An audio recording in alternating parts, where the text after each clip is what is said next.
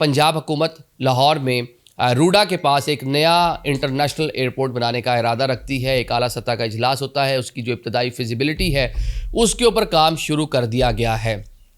रूडा आपको मालूम है लाहौर के साथ एक नया शहर बसाने का फ़ैसला किया गया था पंजाब हुकूमत की जानिब से। 1,40,000 एकड़ पर मुश्तमिल एक नई सिटी बननी थी। हाल ही में आपने जो भी फ्लड के मामला थे उसके दौरान ये रूडा शूडा इसके काफ़ी तस्करा सुना होगा, इस पर भी काम बड़ी तेज़ी से जारी है।